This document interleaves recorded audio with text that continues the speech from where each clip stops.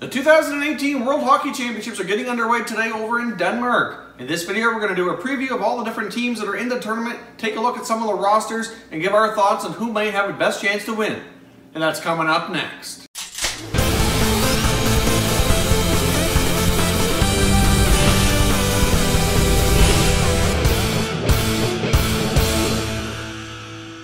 Hey everyone, and welcome back to another video here at Top Shelf Hockey. If you're new to the channel, thanks for stopping by. We review and discuss all 31 NHL teams as well as international tournaments. So if you're a huge hockey fan, consider subscribing and clicking the bell so you don't miss anything.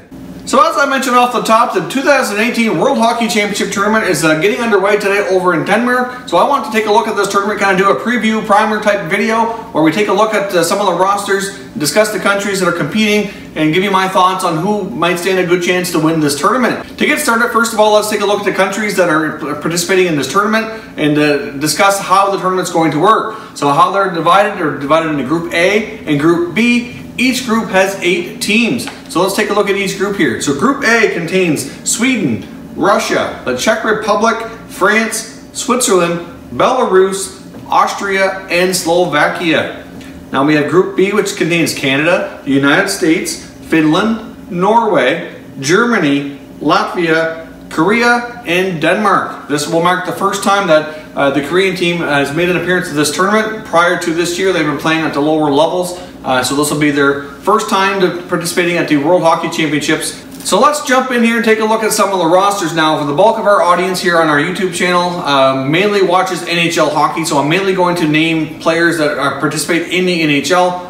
Obviously there are some former NHL players that play over in other leagues in Europe and KHL, etc. that a lot of people here will be familiar with, so we may discuss some of those names as well. But obviously if you're watching over in Europe, the bulk of the audience here mainly more familiar with NHL players, so we're mostly going to discuss those guys. So certainly leave some comments down below if you're watching from Sweden, Finland, Czech Republic, Germany, any of these countries over in Europe. And if I don't discuss a particular player that plays over in Europe and you feel they're going to have a big impact, then certainly leave some comments down below and let us know so we can check them out.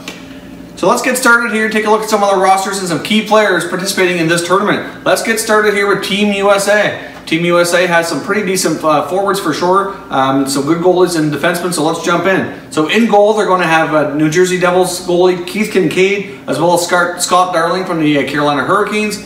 So I would imagine, based on their play in the regular season, wouldn't be surprised to see Kincaid get a little bit more ice time, but Darling is there as well. On defense, they have Jordan Osterley from the Blackhawks, they have Neil Pionk from the Rangers, Quinn Hughes, who's going to be one of the top picks in this year's NHL draft, is going to be participating. We have Alec Martinez from the LA Kings, Connor Murphy from the Hawks as well, Will Butcher from the New Jersey Devils, and Nick Jensen from the Red Wings. Now from the forward group, there's a lot of dynamic players here. Up front, and most notably from the Blackhawks, we've got Patrick Kane as well as Alex DeBrincat. We've got Johnny Gaudreau from the Flames, Dylan Larkin from the Red Wings. You got Blake Coleman, Tage Thompson, Colin White from the Ottawa Senators, Anders Lee from the Islanders, Cam Atkinson and Sonny Milano, both from the Blue Jackets. So there's all kinds of NHL talent up front. They have lots of goal scoring type forwards. So I fully suspect Team USA should not have any issue scoring. But I would say based on other teams, they may be a little bit weaker on D and in goal. They certainly have a pretty young group here. There's a lot of guys that are pretty young, and this will be some of their first taste at this type of hockey. So I'll be curious to see how they do. They do have some good veterans as well, so pretty good balance, but the US definitely has a lot of the younger players in the tournament for sure. Now let's jump over and take a look at Team Canada. Team Canada right now in goal has Curtis McElhinney from the Maple Leafs and Darcy Kuemper. Now, of course, if Canada has a weakness in this tournament, I'm going to say it's in goal. Now, these goaltenders aren't too bad, but they're not primarily starting goaltenders in the NHL. Based on some of these other countries and who they have, I'd say that right now goaltending is a weak link for this country. In Canada, I mean, obviously they could add another goalie here as time goes on and NHL teams finish up their seasons. You never know, maybe they'll add a more experienced goaltender. But for right now, I'd say goal is one of their weaker areas. On defense, they're pretty solid. They have Aaron Ekblad from the Florida Panthers, Ryan Pulock from the Islanders.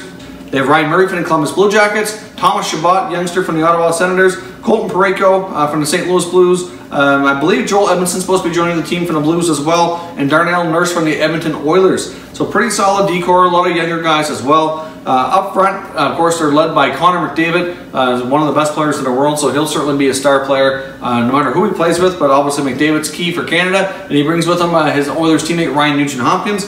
They took the entire second line from the New York Islanders, which features Matthew Barzal, Anthony Beauvillier, and Jordan Eberle. They also have Josh Bailey from the Islanders, so all kinds of chemistry there with those guys. They have Bo Horvat from the Canucks. From St. Louis, they've got the duo of Braden Shen and Jaden Schwartz, who play very well together. They got Tyson Jost from the Avalanche, Jean-Gabriel Pageau from the Senators. They have Pierre-Luc Dubois from the Columbus Blue Jackets and Ryan O'Reilly from the Sabres. So pretty solid forward group, pretty young D for the most part, but pretty solid overall.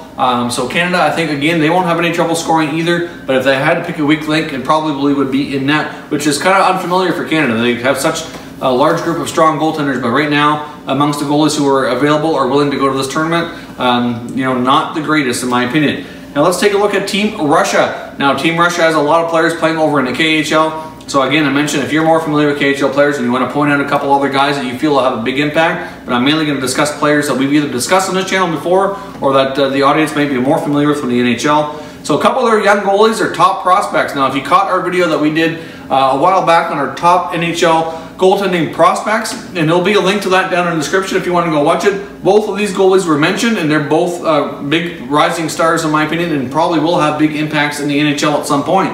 So we've got Ilya Sorokin and Igor Shesterkin. Both guys are drafted to the NHL and are expected to go over when their existing contracts are completed in the KHL, and I fully suspect they will have great NHL careers once they land over there for sure. But right now they're putting up fantastic numbers in the KHL and are bright young goaltending stars, so Team Russia is very solid in goal. Some other key names you'll be familiar with from the Toronto Maple Leafs. They got Nikita Zaitsev on defense. Up front, there's Pavel Datsyuk. Obviously, most people will be familiar with him from his days with the Red Wings. They obviously have Dodonov from Florida Panthers, Anisimov from the Blackhawks, and Pavel Buchnevich from the Rangers. The bulk of the rest of their players all came from the KHL. So if you're more familiar with those, and if you think, let me know who you think will be one of their top stars amongst the other guys not mentioned here. Let's jump over and take a look at Team Finland now. Team Finland has a pretty solid team as well. In goal, they have Ville Husso and Harri Sateri. On defense, they have Markus Nunavera, Julius Honka, and Ville Pokka. They're all pretty solid defensemen, but not necessarily well known on the North American game, but you should know, at least be familiar with some of them for sure. Up front, they have Mikko Rantanen of the Colorado Avalanche. Obviously hit a big year with them, so he should be key. Sebastian Aho and Tero Väinänen, Mikael Granlund, and Kasperi Kapanen are other big names to watch out for Team Finland. So the Finns also have a pretty solid team as well. Team Sweden in goal, we've got Anders Nilsson and Magnus Hellberg. On defense, they've got John Klingberg, Michael Wickstrand, Adam Larsson. Obviously, the big name here is Oliver Ekman-Larsson, be key for Sweden, as well as Hampus Lindholm, who's pretty solid D as well. So they got a pretty solid defense, or arguably one of the best defense scores, if not the best in the tournament. Up front, they've got some young blood that are very talented. Elias Pettersson, Elias Anderson, Mika Zibanejad, Gus Nyquist, Backlund, Janmark, and Adrian Kempe. So lots of good names there that a lot of you guys will know from the NHL, and they have a lot of talent. Sweden always has a strong team in all international tournaments, not surprising at all. At this point in time, I would definitely give them the edge, probably having the strongest D-core in the tournament. From the Czech Republic, there's some players you'll be familiar with as well. A goalie that we just got done talking about here in a couple of videos ago was goaltender Pavel Francouz, who just signed with the Colorado Avalanche after having a huge tournament at the Olympics. Been playing in the KHL for the last number of years and putting out some great statistics. And now he's going to have his opportunity to go over, and he's signed a one-year deal with the Avalanche. So look forward to that name. If you haven't had a chance to watch him play already, if you go back and watch some footage from the Olympics, he was tremendous for the Czech Republic. Their other goalie is David Rittich from the Flames organization. On defense, a couple names you'll recognize would be Michael Jordan, who used to play for the Carolina Hurricanes, who's playing overseas now, and of course Radko Gudas from the Flyers.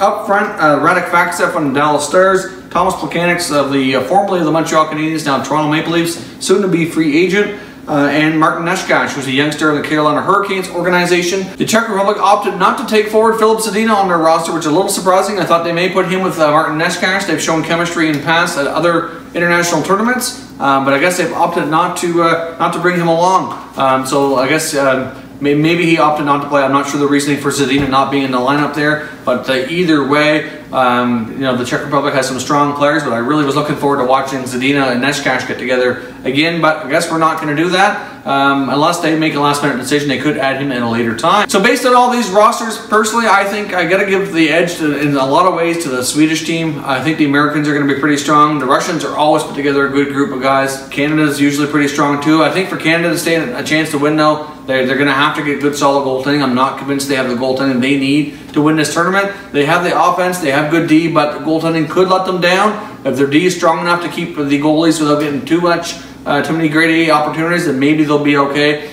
Otherwise, I'd probably lean towards either the Swedish team or the Russians to most likely win the gold medal. So it should be a fun tournament to watch. Like I said, it's going to be going on here for a few weeks.